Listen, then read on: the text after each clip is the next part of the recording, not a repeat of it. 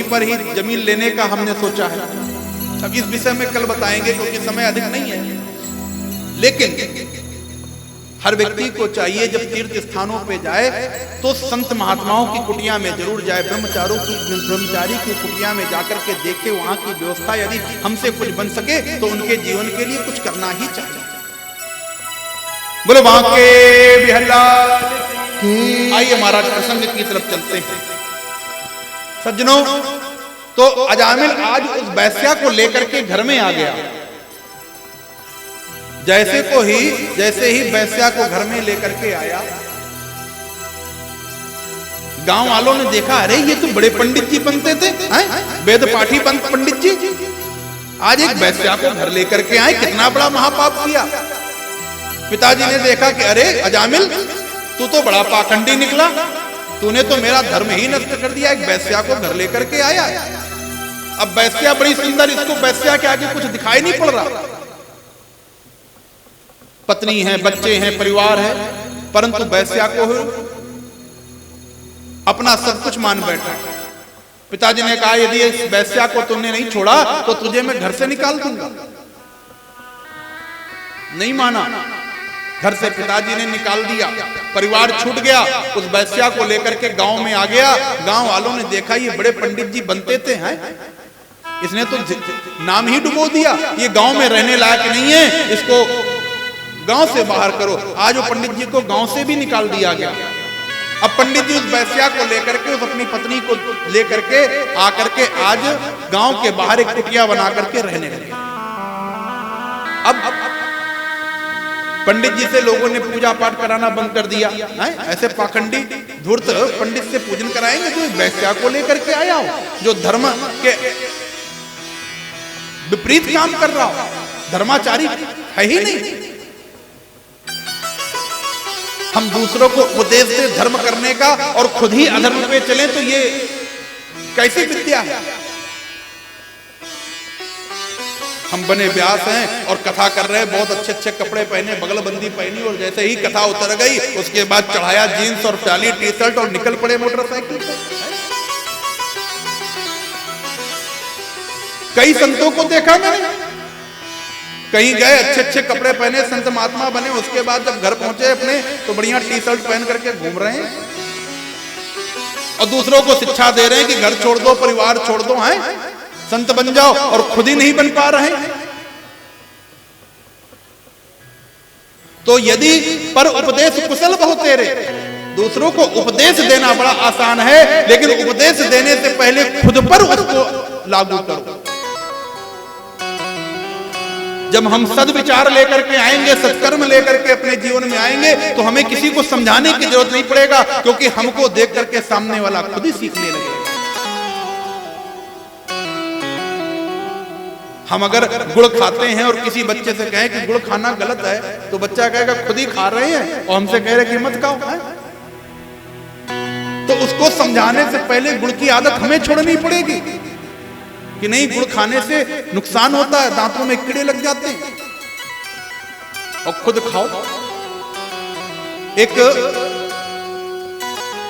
माताजी का एक बच्चा था, वो बड़ा उपद्रवी था, बड़ा शैतान था, किसी की कोई बात नहीं मानता था और पढ़ता नहीं था, शैतानियां खूब करता था। एक दिन जाकर के कोई सज्जन पुरुष थे, माताजी ने कहा कि आप मेरे बालक को थोड़ी शिक्षा दो, ये सुधर जाए। आप तो बहुत अच्छे इंसान हैं, शायद आप कुछ बताओ तो इसके ऊपर कोई अच्छे सद्गुण आ जाए। उस व्यक्ति ने कहा, बेटा तुम जाओ घर, 1 महीने बाद आना, फिर मैं बताऊंगा। 1 महीने बाद उसकी माँ बालक को लेकर के पहुंची। माँ ने कहा कि 1 महीने के लिए कहा था आपने, अब इसको कुछ बताइए तो शायद सद्बुद्धि आ जाए। उस व्यक्ति ने कहा, बेटा देखो शैतानी नहीं करनी चाहिए, गलत बातों का आचरण छोड़ देना चाहिए, माता पिता की बात माननी चाहिए, अच्छे काम करने चाहिए। वो बालक कहता है कि जब इतनी बात कहनी थी तो 1 महीने पीछे कह देते। 1 महीने बाद बुलाने की क्या बात थी? उस व्यक्ति ने कहा कि 1 महीने पीछे जब तुम मेरे पास आए थे तो मैं खुद बिगड़ा हुआ था, है?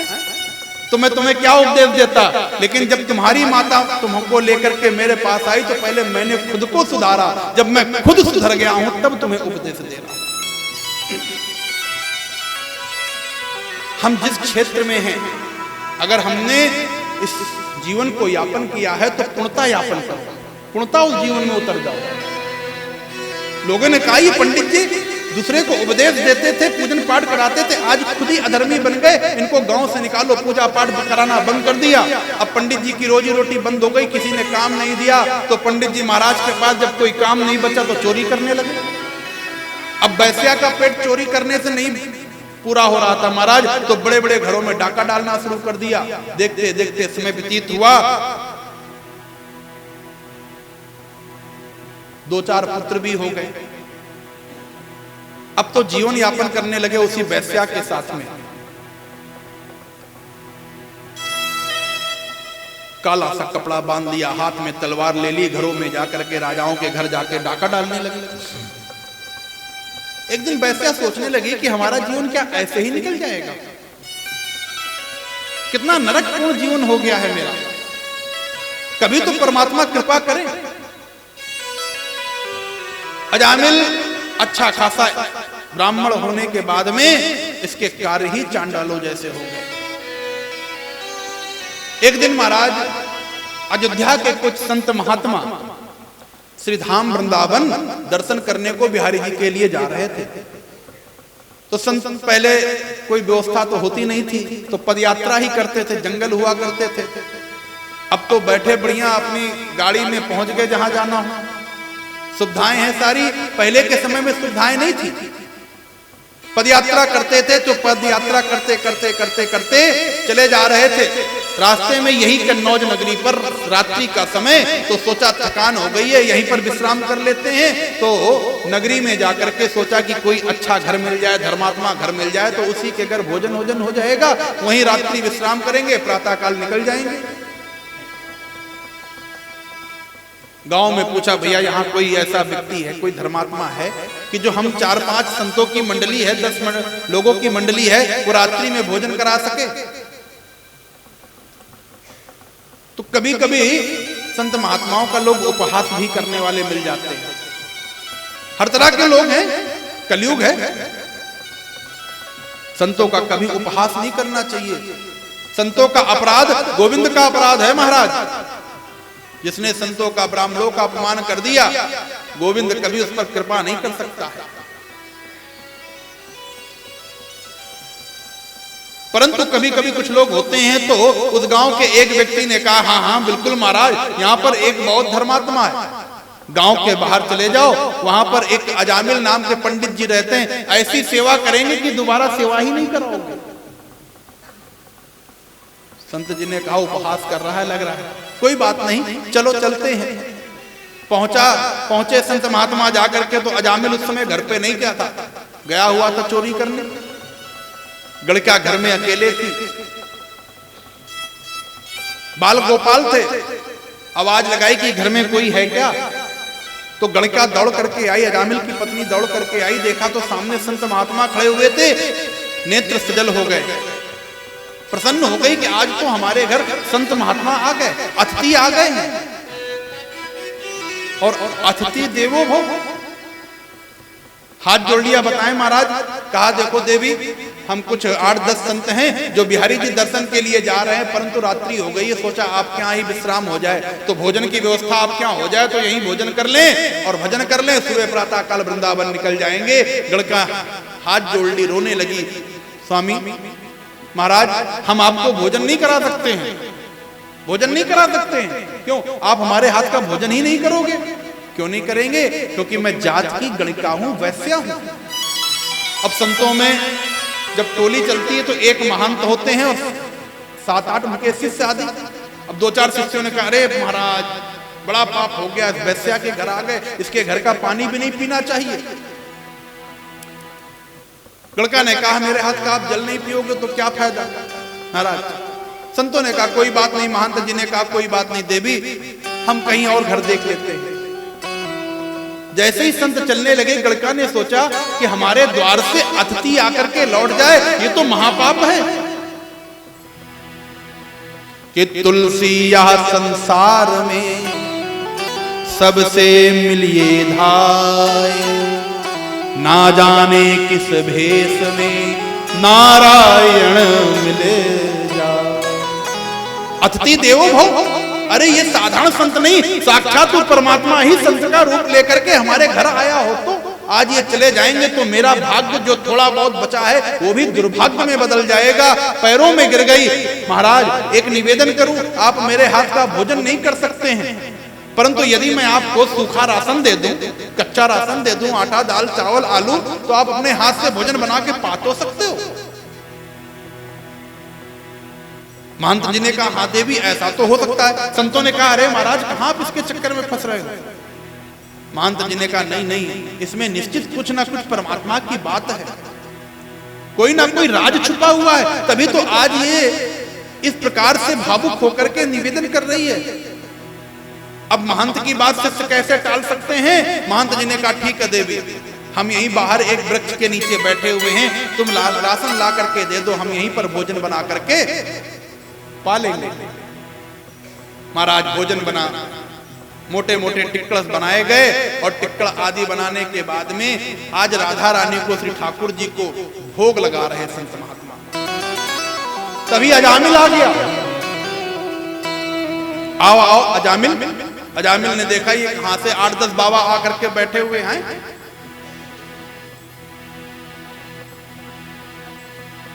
जैसे ही देखा तो भड़क गया एक बार। तो कौन है, कहां से आए, कैसे हैं। गड़का ने समझाया महात्मा है, संत हैं। अरे शायद तुम्हारे जीवन के पाप कट जाएं, इनकी शरणागति ग्रहण कर लो।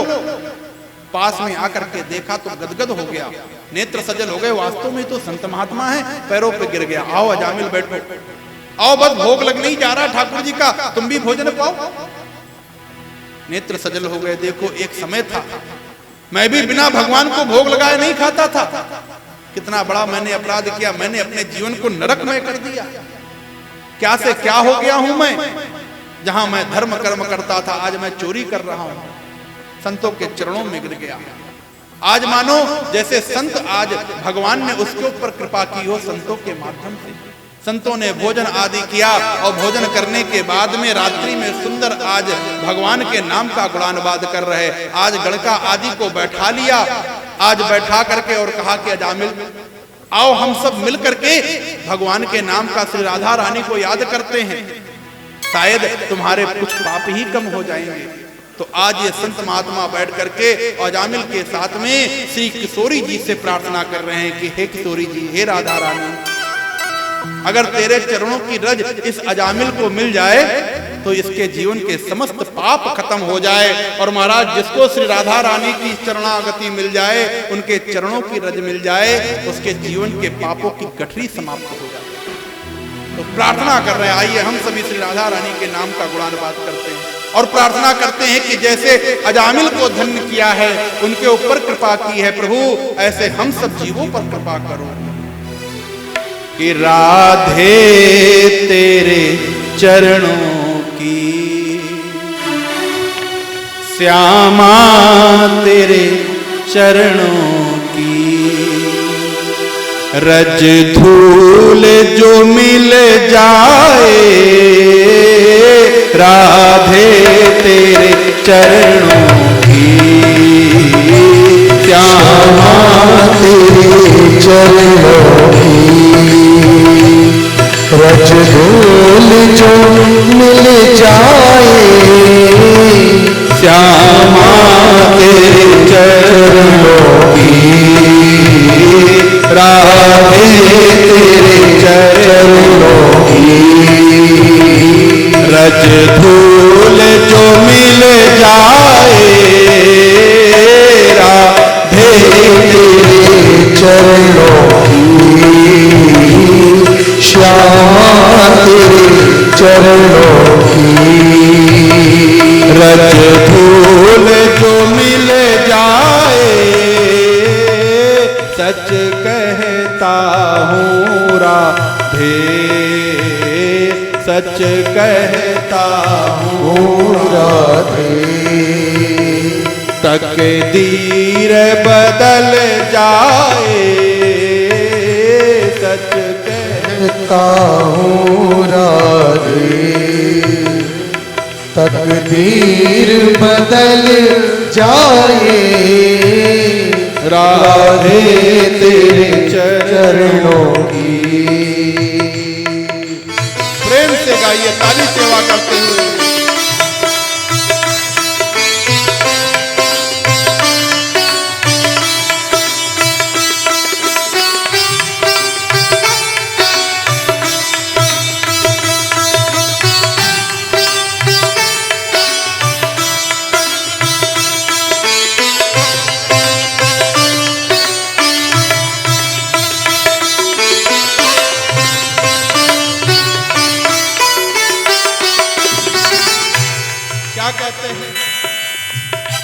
सुनते हैं तेरी रहमत, दिन रात बरसती है।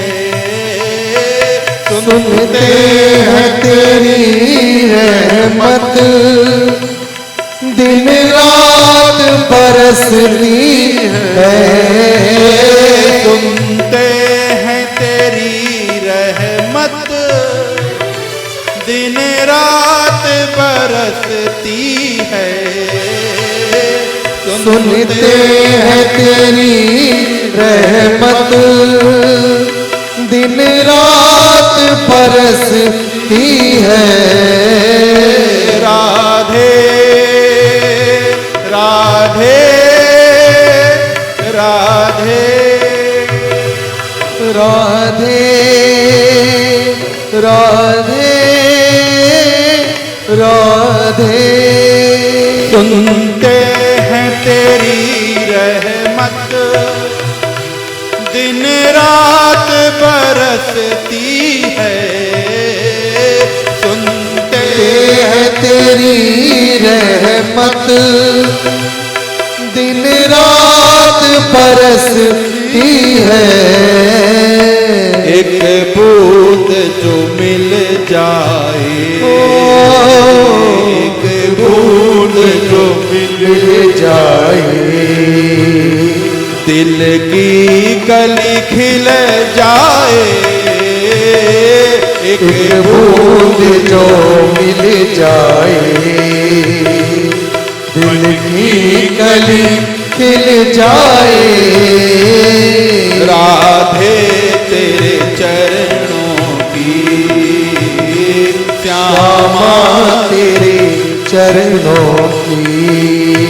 बोली राधा रानी की।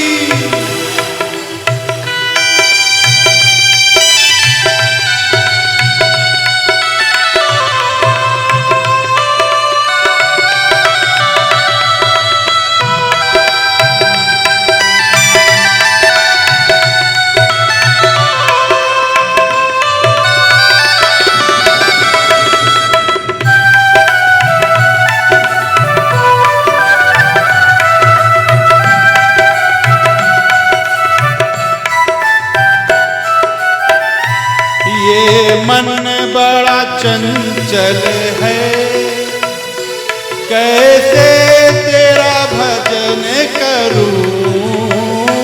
ये मन बड़ा चंचल है, कैसे तेरा भजन करूं।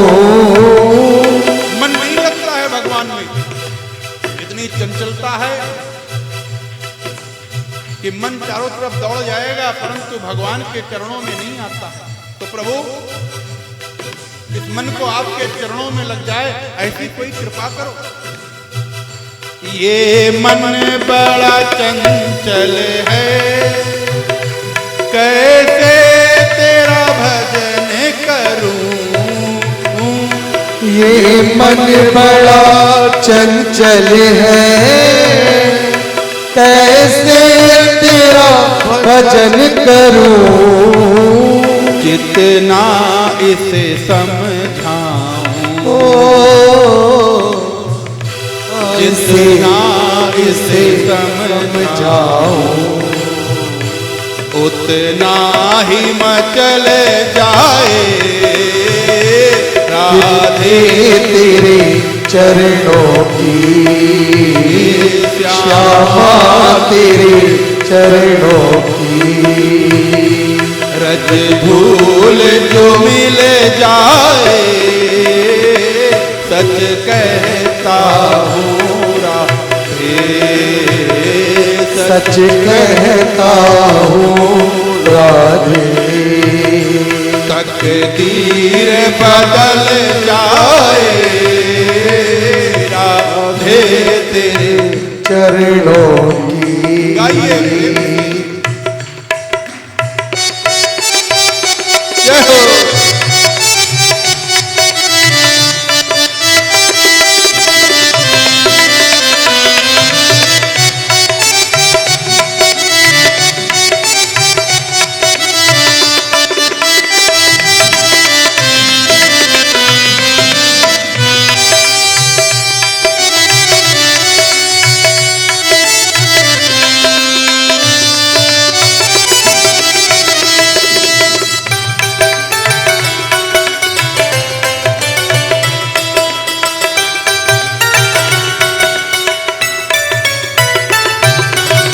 दिन रात भगवान से यही प्रार्थना को, प्रभु ऐसी कृपा करो कि हमारे जीवन से कोई गलती ना होने पाए।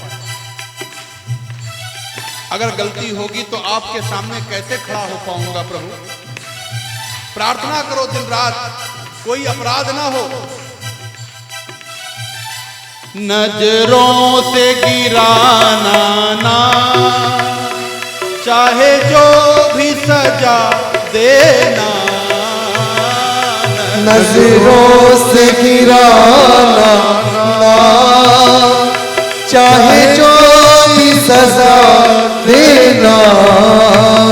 संसार में अगर किसी की नजरों के सामने गिर जाते हैं तो उठने में कितनी कठिनाई होती है। और जब वो अकारण करुणा वर्णालय श्री कृष्णचंद्र प्रभु जो हम सबका है कहीं उसकी नजरों में गिर गए तो महाराज संसार की नजर में तो एक बार उठ भी सकते हो, परंतु अगर भगवान की नजर में एक बार गिर गए तो उठना बड़ा मुश्किल है। इसलिए प्रार्थना करो नजरों से गिराना ना चाहे जो भी सजा देना, नजरों से गिराना ना चाहे जो भी सजा देना। नजरों से जो गिर जाए, नजरों से जो गिर जाए, मुश्किल है संभल पाना। नजरों से जो गिर जाए, मुश्किल है संभल पाना। राधे तेरे चरणों की श्यामा तेरे चरणों की कर धूल जो मिल जाए राधे तेरे चरणों की।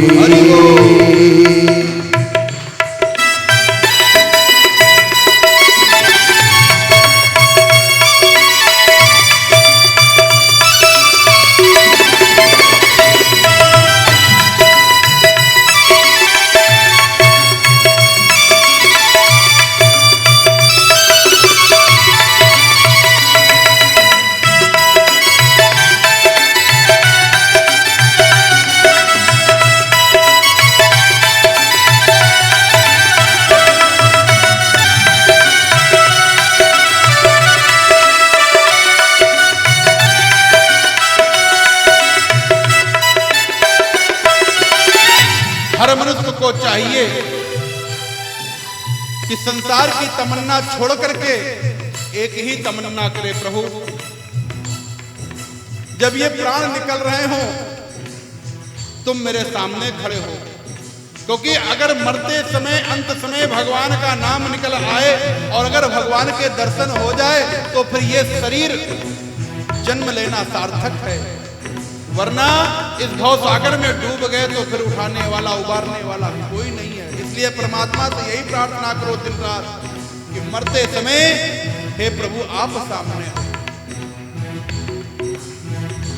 राधे इस जीवन की बस एक तमन्ना है, राधे इस जीवन की बस एक तमन्ना है, श्यामा इस जीवन की बस एक तमन्ना है, श्यामा इस जीवन की बस एक तमन्ना